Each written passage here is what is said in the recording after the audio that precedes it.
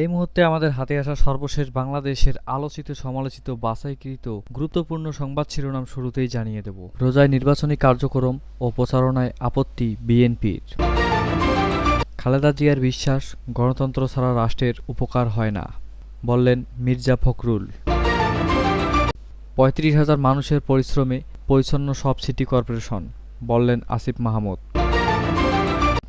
এপ্রিলে নির্বাচন নিয়ে যা বললেন হাসনাত আব্দুল্লাহ। ভোট ডাকাতির চেষ্টা করলে হাত অবশ করে দেওয়া হবে। মারা গেছেন কাদের সিদ্দিকীর স্ত্রী নাসরিন সিদ্দিকী। শুনছিলেন সংবাদ শিরোনাম, এখন বিস্তারিত।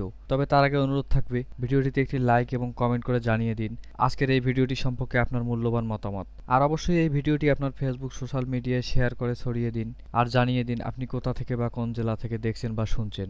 অনুরোধ থাকবে আপনি যদি আমাদের এই চ্যানেলটিতে নতুন হয়ে থাকেন তাহলে অবশ্যই চ্যানেলটি সাবস্ক্রাইব করে পরবর্তী আপডেট সংবাদ পেতে চোখ রাখুন আজকের এমআর বাংলা খবরে। আগামী জাতীয় সংসদ নির্বাচন ২০২৬ সালের এপ্রিল মাসের প্রথমার্ধে যেকোনো একদিন অনুষ্ঠিত হবে বলে ঘোষণা দিয়েছেন প্রধান উপদেষ্টা ডক্টর মোহাম্মদ ইউনূস। এই ঘোষণায় সন্তুষ্ট হতে পারেনি বিএনপি। রোজার নির্বাচনী কার্যক্রম ও প্রচারণা নিয়ে আপত্তি তাদের। বিএনপি বারবার ডিসেম্বরের মধ্যেই নির্বাচন আয়োজনের কথা বলে আসছে। যদিও প্রধান উপদেষ্টার ঘোষণার পর দলটি এখনও পরবর্তী করণীয় ঠিক করেনি। ঈদের ছুটি শেষে দলীয় ফোরামে এবং যুগপৎ আন্দোলনের শরিক ও সামান্য রাজনৈতিক দলের সঙ্গে আলোচনা করে এ বিষয়ে পরবর্তী করণীয় ঠিক করবে বলে দলীয় সূত্রে জানা গেছে। দলটির নেতারা প্রধান উপদেষ্টার নির্বাচনের সময়সীমা ঘোষণার অন্য গোষ্ঠীর দ্বারা প্রভাবিত হওয়ার আশঙ্কা করেছেন। তবে ডিসেম্বরের নির্বাচনের দাবিতে এই মুহূর্তে কোনো কর্মসূচিতে যাচ্ছেন না বিএনপি। দলীয় সূত্রে জানা গেছে ঈদুল আজহার পর নির্বাচনের বিষয়ে আলোচনার ভিত্তিতে সিদ্ধান্ত নেওয়া হবে। বিএনপির স্থায়ী কমিটির সদস্য সালাউদ্দিন আহমদ শনিবার রাতে বলেন, ঈদের ছুটির পর আমরা সবার যুগপৎ আন্দোলনের শরিক ও সমমাননা রাজনৈতিক দল সঙ্গে আলোচনা করে পরবর্তী করণীয় ঠিক করব। শুক্রবার সন্ধ্যায় প্রধান উপদেষ্টার ভাষণ শেষ হলে রাতেই স্থায়ী কমিটির সভা ডাকে বিএনপি। লন্ডন থেকে ভার্চুয়ালি যুক্ত হয়ে সভায় সভাপতিত্ব করেন বিএনপির ভারপ্রাপ্ত চেয়ারম্যান তারেক রহমান। সভায় প্রধান উপদেষ্টার ভাষণ পর্যালোচনা করা হয় এবং আগামী ডিসেম্বরের মধ্যেই জাতীয় সংসদ নির্বাচন অনুষ্ঠানের প্রস্তাব পূর্ণব্যক্ত করা হয়। এদিকে নির্বাচনের বিষয়ে প্রধান উপদেষ্টার ঘোষণার সমালোচনা করেছেন বিএনপির মহাসচিব মির্জা ফখরুল ইসলাম আলমগীর। তার মতে, প্রধান উপদেষ্টার ঘোষিত নির্বাচনের সময়সীমা জাতি হতাশ। আগামী ডিসেম্বরেই জাতীয় সংসদ নির্বাচন হওয়া সম্ভব বলে মনে করেন তিনি। মির্জা ফখরুলের মতে, জাতীয় নির্বাচনের জন্য এপ্রিল মাস কোনোভাবেই উপযোগী নয়। ঈদের দিন বিএনপির প্রতিষ্ঠাতা ও সাবেক রাষ্ট্রপতি জিয়াউর রহমানের কবর পুষ্পমাল্য অর্পণের পর সাংবাদিকদের প্রশ্নের জবাবে তিনি বলেন, যে সময় এপ্রিল মাস নির্ধারণ করা হয়েছে সেই সময় বাংলাদেশের নির্বাচনের জন্য সঠিক সময় নয়। এখানে এপ্রিল মাস প্রচণ্ড গরম, ঝড় বৃষ্টি হওয়ার আশঙ্কা থাকবে। ওই সময় রোজার পরপরই পাবলিক পরীক্ষা আছে। সময়টা খুব চিন্তা করে দেওয়া হয়েছে বলে আমাদের কাছে মনে হয় না। এছাড়াও নির্বাচনী প্রচারণা করতে হবে রোজার মাসে, যেটা ডিফিকাল্ট হবে। বিএনপি বলছে, এপ্রিলের প্রথমার্ধে নির্বাচন হলে আবহাওয়ার সংকট থাকবে। এছাড়াও রমজানের মধ্যে নির্বাচন প্রচারণা ও কার্যক্রম এমন এক পরিস্থিতি সৃষ্টি করতে পারে যা নির্বাচনকে পিছিয়ে দেওয়ার কারণ হিসেবে বিবেচিত হতে পারে। বিএনপি চেয়ারপারসন খালেদা জিয়া দলের স্থায়ী কমিটির সদস্যদের সঙ্গে ঈদের শুভেচ্ছা বিনিময় করেছেন। শনিবার ৭ জুন রাতে তার গুলশানের বাসা ফিরোজায় এই শুভেচ্ছা বিনিময় হয়। পরে বিএনপির মহাসচিব মির্জা ফখরুল ইসলাম আলমগীর সাংবাদিকদের বলেন, এটা আমাদের জন্য আনন্দের মুহূর্ত, আনন্দক্ষণ। আমাদের নেত্রী, যাকে কেন্দ্র করে আমরা দীর্ঘকাল রাজনীতি করেছি এবং তার নেতৃত্বে বিএনপির অনেক সফলতা অর্জন করেছি, যিনি বাংলাদেশের রাজনীতিতে গুণগত পরিবর্তন এনেছেন, সেই নেত্রীর সঙ্গে যখন আমরা কথা বলি আমরা স্বাভাবিকভাবে নতুনভাবে অনুপ্রাণিত বোধ করি। বিএনপির মহাসচিব বলেন, গণতন্ত্রের প্রতি তার যে অবিচল আস্থা, সেই আস্থা তিনি সবসময় প্রকাশ করেন এবং তার প্রতিটি কথার মধ্যেও আমরা সেই বিষয়টা দেখতে পাই যে গণতন্ত্রের প্রতি তার যে আস্থা, তার যে অনুরাগ এবং তিনি যে বিশ্বাস করেন গণতান্ত্রিক ব্যবস্থা ছাড়া কোনো ব্যবস্থাই ঠিক সেইভাবে কোনো রাষ্ট্রের উপকার করতে পারে না। মির্জা ফখরুল আরও বলেন, আমরা সেই নেত্রীর সঙ্গে দেখা করেছি, সবাই সন্তুষ্ট চিত্রে ফিরে যাচ্ছি। ম্যাডাম আগের চেয়ে সুস্থ আছেন, ভালো আছেন। তিনি আপনাদের সবাইকে ঈদের শুভেচ্ছা জানিয়েছেন, আপনাদের ঈদ মোবারক জানিয়েছেন, দেশবাসীকে ঈদ মোবারক জানিয়েছেন এবং সবাইকে তার জন্য, দেশের জন্য দোয়া করতে বলেছেন। এর আগে রাত 8:30টায় ফিরোজায় প্রবেশ করেন বিএনপির মহাসচিব সহ দলের স্থায়ী কমিটির সদস্যরা। এদের মধ্যে ছিলেন খন্দকার মোশাররফ হোসেন, জমির উদ্দিন সরকার, মির্জা আব্বাস, গয়েশ্বর চন্দ্র রায়, আব্দুল মঈন খান, সালাউদ্দিন আহমদ, সেলিনা রহমান, হাফিজ উদ্দিন আহমেদ এবং এজেড.এম জাহিদ হোসেন।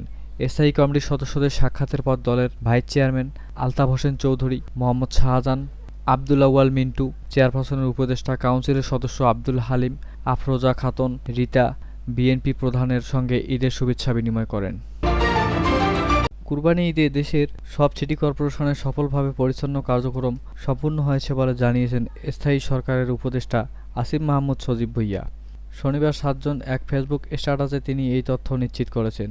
উপদেষ্টা বলেন, সকল সিটি কর্পোরেশনের পরিচ্ছন্নতা কার্যক্রম সম্পূর্ণ হয়েছে, আলহামদুলিল্লাহ।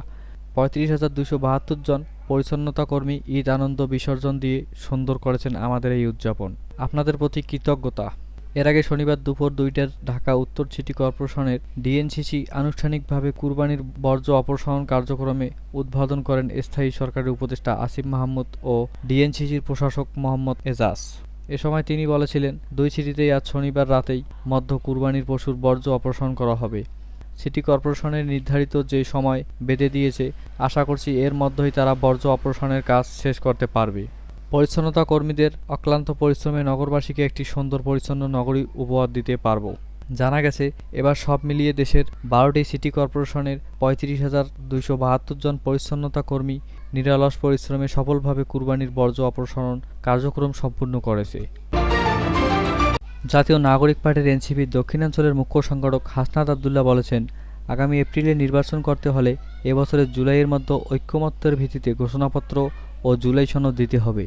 সেই সঙ্গে লেভেল প্লেয়িং ফিল্ড নিশ্চিত করেও নির্বাচন কমিশনকে পুনর্গঠন করার মধ্য দিয়ে ভোটের প্রক্রিয়া শুরু করতে হবে। তিনি বলেন, ইতিপূর্বে আমাদের নেতা নাহিদ ইসলাম এসব বিষয়ে কথা বলেছেন। দেশের মানুষের প্রত্যাশা অনুযায়ী আমরা একটি অবাধ, নিরপেক্ষ, সুষ্ঠু নির্বাচন দাবি করছি। শনিবার কুমিল্লার দেবিদ্বারে জুলাই বিপ্লবে শহীদ এবং আহত পরিবারবর্গের মাঝে কোরবানির মাংস বিতরণ শেষে হাসনাত আবদুল্লাহ এসব কথা বলেন।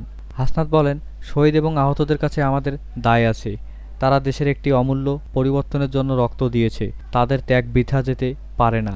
যেই স্বপ্ন নিয়ে জুলাই বিপ্লবে ছাত্র জনতা রক্ত দিয়েছে, সেই স্বপ্ন বৃথা যেতে দেব না। জনগণের আকাঙ্ক্ষা বাস্তবায়নে আমরা কাজ করব। শনিবার ৭ জুন ঈদের নামাজ শেষে এনসিপির উদ্যোগে কুমিল্লার দেবিদ্বারে জুলাই বিপ্লবে ১৪ জন শহীদ ও ৬০ জন আহত পরিবারের মাঝে কুরবানির মাংস বিতরণ করা হয়। এর আগে দেবিদ্বার নিউ মার্কেট এলাকায় শহীদ ও আহত পরিবারের সদস্যদের জন্য ৪টি গরু কুরবানি দেওয়া হয়। এরপর বৃষ্টিতে ভিজে হাসনাত আবদুল্লাহ শহীদ পরিবারের বাড়ি বাড়ি মাংস পৌঁছে দেন এবং শহীদ ও আহত পরিবারদের খোঁজ খবর নেন। এই সময় এনসিপির অন্যান্য নেতাকর্মীরা উপস্থিত ছিলেন। হাসনাত বলেন, আজ শনিবার ঈদের দিন শহীদ পরিবারের সঙ্গে ঈদের আনন্দ ভাগাভাগি করার চেষ্টা করেছি। আজকে শহীদ রুবেল ও সাব্বিরের পরিবারের যে পরিস্থিতি, সেই জায়গায় আমরাও থাকতে পারতাম। আল্লাহর কাছে দোয়া করছি, আল্লাহ যেন এই শহীদদের জান্নাতবাসী করেন। কৃষক শ্রমিক জনতা লীগের প্রতিষ্ঠাতা সভাপতি বঙ্গবীর কাদের সিদ্দিকীর স্ত্রী নাসরিন সিদ্দিকী মারা গেছেন। ইন্না লিল্লাহি ওয়া ইন্না ইলাইহি রাজিউন। শনিবার ৭ জুন দিবাগত রাতে রাজধানীর একটি বেসরকারি হাসপাতালে চিকিৎসাধীন অবস্থায় তিনি শেষ নিঃশ্বাস ত্যাগ করেন। মস্তিষ্কে রক্তক্ষরণজনিত কারণে অসুস্থ হয়ে হাসপাতালে ভর্তি ছিলেন তিনি। তার মৃত্যুতে রাজনৈতিক অঙ্গনে শোকের ছায়া নেমে এসেছে। নাসরিন সিদ্দিকী কৃষক শ্রমিক জনতা লীগের কেন্দ্রীয় কমিটির সদস্য ছিলেন। নাসরিন সিদ্দিকীর নামাজের জানাজা, দাফন ও অন্যান্য আনুষ্ঠানিকতা সম্পর্কে বিস্তারিত পরে জানানো হবে বলে দলীয় সূত্রে জানানো হয়েছে।